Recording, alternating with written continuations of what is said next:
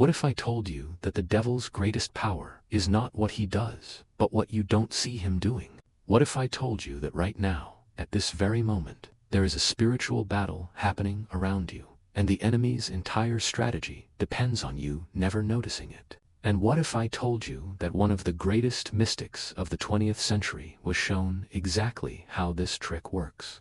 And once you see it, you can never be deceived by it again. This is the vision Padre Pio received from heaven. A vision so unsettling, so revealing, that it changes everything about how we understand spiritual warfare. Because the devil doesn't need to possess you. He doesn't need to terrify you. He doesn't need to make himself known.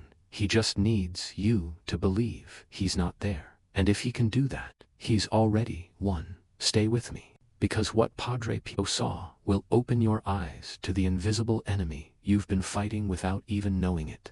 Padre Pio felt the presence before the vision even opened. A quiet distortion in the air, like the subtle warping before a storm.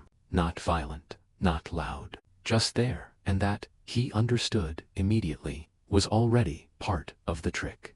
Then the vision unfolded. He found himself watching a scene with no demons, no flames, no grotesque shapes, nothing terrifying, nothing monstrous, just a single person going about their day, walking, speaking, working, moving through life without any awareness of what hovered just beyond the veil. For a moment, Padre Pio wondered where the danger was. Then he realized the danger was exactly that thought. Devil had not shown himself because he did not need to. Padre Pio saw how this person drifted through every hour, surrounded by temptations that did not feel like temptations, lies that sounded like ordinary thoughts, wounds that felt like personality traits, spiritual threats disguised as harmless distractions. No lightning, no drama, just soft misdirection. So soft that the soul mistook it for its own reflection. Heaven allowed Padre Pio to see what the person could not. A faint shadow slipping silently behind them, touching their thoughts with whispers that sounded like their own voice. You don't need to pray today. You're tired. You can fix your life without God. Just focus on yourself. You're not doing anything wrong. Others do far worse. You'll confess later. There's no rush. None of these thoughts felt evil. They felt reasonable, practical, safe, and that was precisely why they worked. The devil's greatest trick, Padre Pio saw, was not possession, not disorder, not dramatic temptation.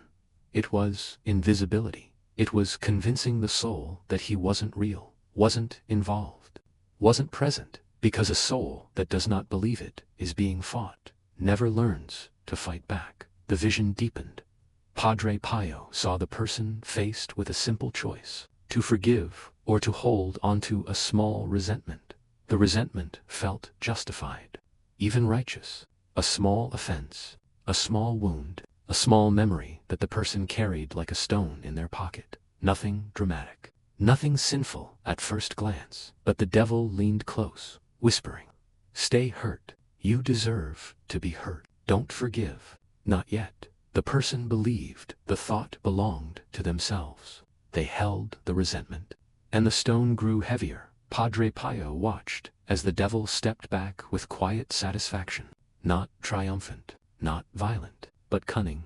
A single act of unforgiveness opened a door that words of temptation never could. Then the vision changed again. This time, Padre Pio saw a soul who loved God sincerely, someone who prayed, tried to live well, tried to resist temptation, but the devil used a different tactic on this soul. Padre Pio saw whispers of discouragement rise. Your prayers aren't working. You're not holy enough. God is disappointed in you. Others are better than you. Each whisper cut deeper than the last, and the soul began to pray less, not because it didn't love God, but because it felt unworthy to approach him. Padre Pio understood how devastating this trick was. If the devil cannot make a soul sin, he tries to make it surrender. The next part of the vision shook Padre Pio deeply. He saw a group of people arguing, not over faith, not over moral issues, but over trivialities, misunderstandings, pride, grievances. Their frustration grew quickly, because each believed the other was acting out of malice. Padre Pio saw the truth behind the veil, small demonic influences whispering misinterpretations into each heart. They don't respect you. They're judging you. They should apologize. First, the people believed these whispers because they felt so human. The devil didn't need to move objects or create dramatic signs. All he needed was to tilt each person's perception slightly. The slightest tilt leads to a fall. Division, Padre Pio realized, was the devil's favorite playground, because it required no manifestation of his presence, only a quiet suggestion accepted as truth. Then the vision shifted again. Padre Pio saw a soul slipping into spiritual lukewarmness, not through sign, but through distraction, busyness, constant noise. The kind of exhaustion that makes prayer seem optional and spiritual life feel distant. This soul wasn't choosing evil. It simply wasn't choosing anything. And the devil stayed utterly still beside them, doing nothing. Because doing nothing was all he needed. Padre Pio understood. The devil's greatest trick is not to turn a soul toward evil, but to keep it from ever turning fully toward God. The soul drifted through its days, unaware of the quiet spiritual erosion happening beneath the surface. The devil did not tempt them with obvious sins. He tempted them with comfort, routine, and half-heartedness.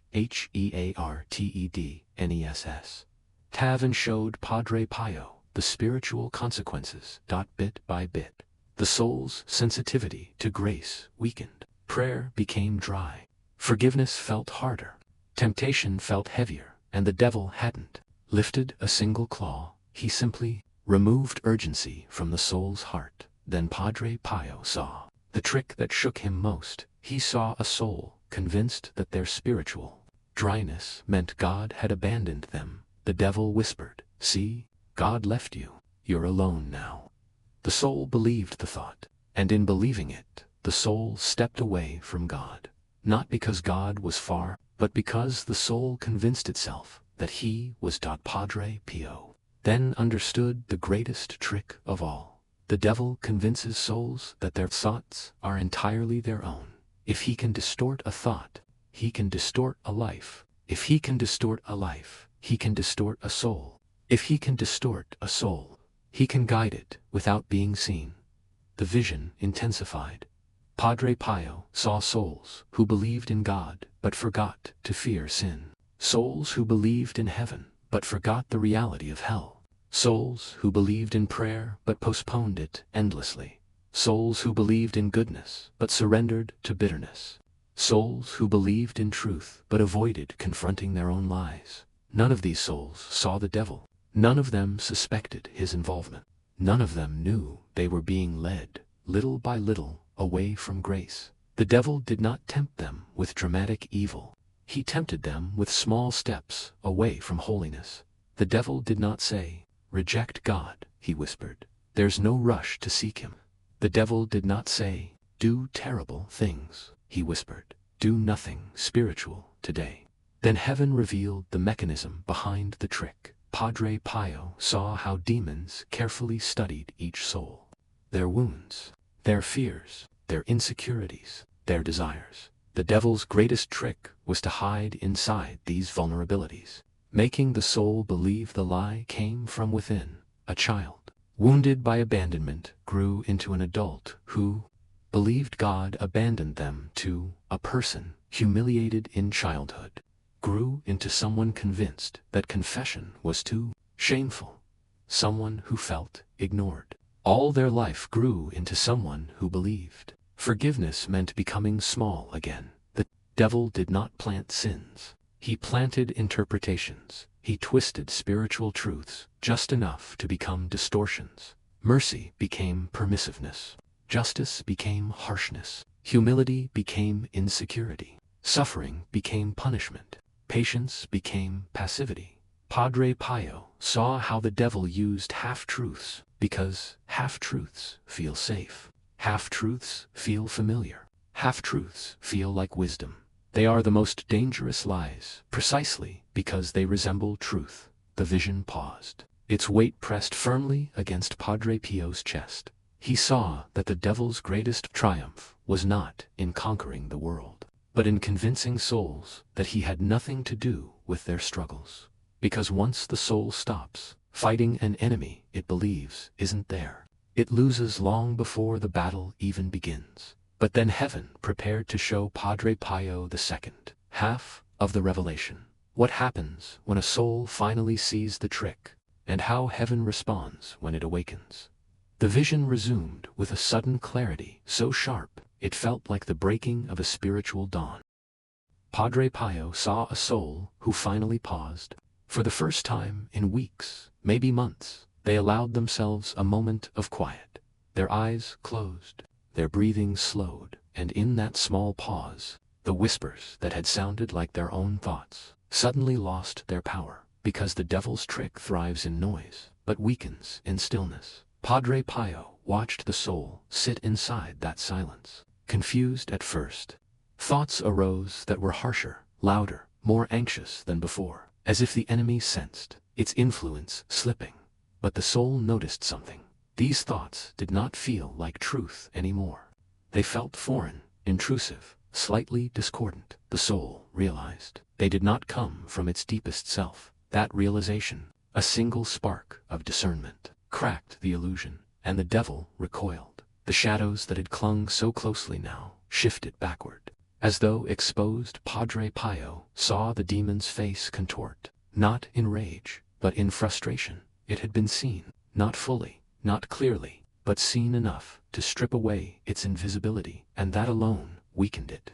Then the vision moved. Padre Pio saw the same soul facing a moment of resentment, another small wound, another moment when bitterness whispered, "Don't forgive, hold your ground." But this time, the soul hesitated. It recognized the rhythm of the whisper, the tone, the subtle pressure. It recognized the trick, and fear began to transform into resistance. The soul whispered, barely audibly, "Lord, help me." Just 3 words, imperfect, trembling, honest, but the spiritual effect was immediate. A burst of light erupted around the soul, small but undeniable, like a lantern lit in a cavern. The demon staggered backward, not dramatically, but with the forced retreat of something that had lost its grip. Padre Pio understood the spiritual law at work. The devil's greatest trick collapses the moment a soul calls on God. Sincerity, because the enemy's power is not in strength, but in deception. And deception dies when truth is named. The person did not suddenly feel peace. They did not suddenly forgive. They did not suddenly change. But they had begun the fight, and the fight itself was holy. The vision shifted again. Padre Pio saw the soul confessing, quietly, shyly, ashamed. Not a dramatic confession, not a tearful scene, but a small admission of failure. As the confession left the soul's lips, the enemy's trick shattered around it. Because confession, Padre Pio realized, is not merely a sacrament of mercy. It is a sacrament of exposure. Sin thrives in hiding. The devil thrives in hiding. But confession drags both into the light. Padre Pio saw the demon's reaction, irritation, withdrawal, a snarl that revealed its true helplessness. Confession did not destroy the demon. It simply removed its camouflage, and a demon that cannot hide has no lasting hold on a soul. Then the vision changed once more. Padre Pio now saw a different soul, one constantly weighed down by discouragement, the quiet belief that they were failing God, failing themselves, failing everyone around them, someone trapped not by sin, but by hopelessness. The devil hovered close, whispering, "Give up. Stop trying. You're not worth saving." But this soul did something extraordinary. They whispered, "Jesus, just the name. Just a breath, just a flicker of hope," and the spiritual world convulsed. The darkness recoiled so violently that Padre Pio felt the shockwave. Because while the devil's greatest trick is invisibility, heaven's greatest power is presence. The moment the soul invoked Christ, even without understanding, light flooded into the space with a force that left no shadow intact. Padre Pio saw angels draw near, not with swords raised, but with something more powerful: truth. They touched the soul's mind gently, clearing the fog of discouragement, lifting thoughts that had felt like chains, revealing that the lies the soul believed were never its own.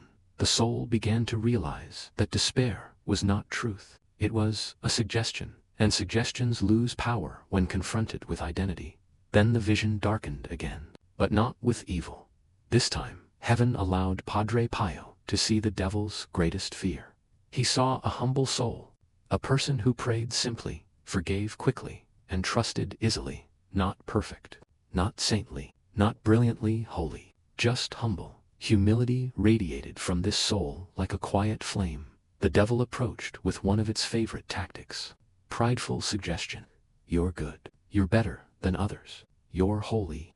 But the soul smiled gently and said, I am weak, and God is everything. The lie fell flat. The demon shrank. The atmosphere shifted. Padre Pio understood now that humility is a weapon hell despises, because humility exposes the devil's lies instantly.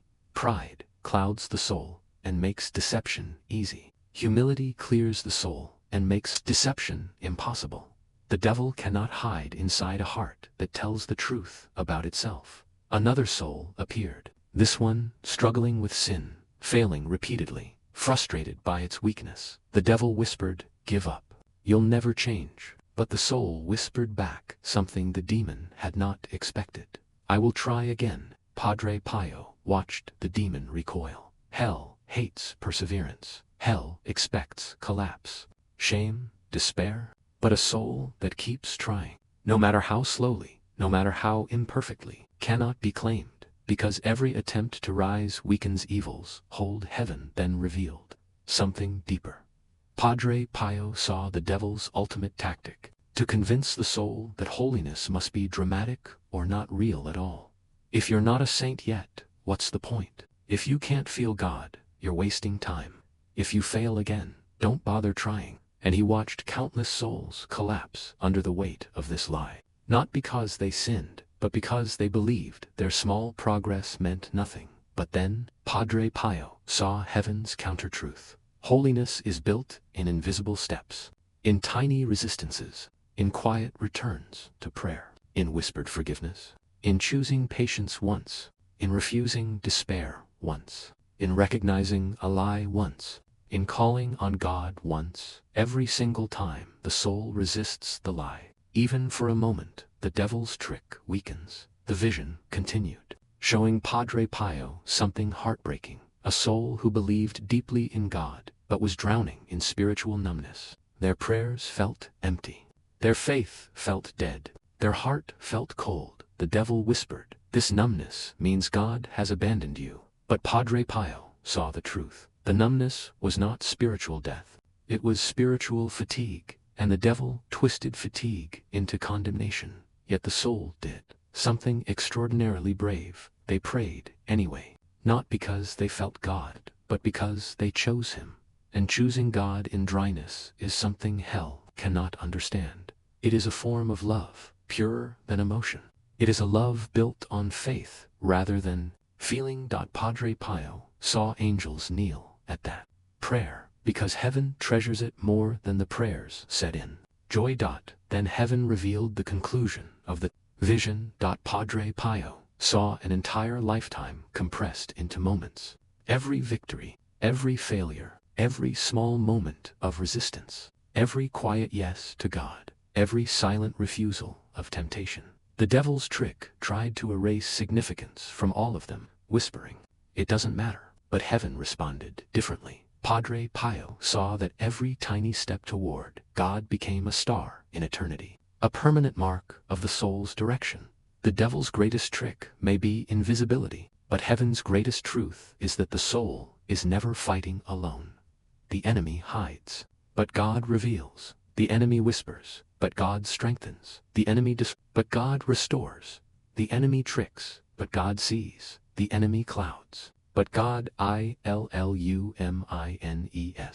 The enemy but God frees. The enemy tries to guide the soul in secret, but God carries the soul in daylight. When the vision dissolved, Padre Pio was left with a revelation burning in his heart. The devil's greatest trick is convincing the soul that he isn't there. But heaven's greatest triumph is convincing the soul that God always is. And once a soul knows that truth, the enemy can still whisper, still suggest, still distort, but he can no longer deceive, because a soul who sees the truth cannot be quietly led away again. So what does this mean for you? Right now, at this very moment, there is a voice in your head. Maybe it's telling you that you're not good enough. Maybe it's telling you to put off prayer. Maybe it's telling you that your small efforts don't matter.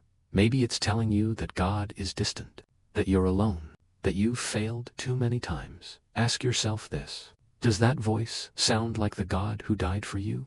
Or does it sound like the enemy who wants you to give up? The devil's greatest trick is making you think those thoughts are yours. But now you know, and knowing changes everything. When that voice whispers, "Give up," you can answer, "Lord, help me." When it whispers, "You're not holy enough," you can answer, "I am weak, and God is everything." When it whispers, "It doesn't matter," you can answer, "Every step toward God matters to heaven." The trick only works if you don't see it, but you see it now. And the fight begins the moment you recognize the enemy you've been facing all along. Fight, pray, call on Jesus, confess, try again. Stay humble. Choose God even when you feel nothing, because the devil's trick has been exposed, and a soul that sees the truth can never be deceived the same way again.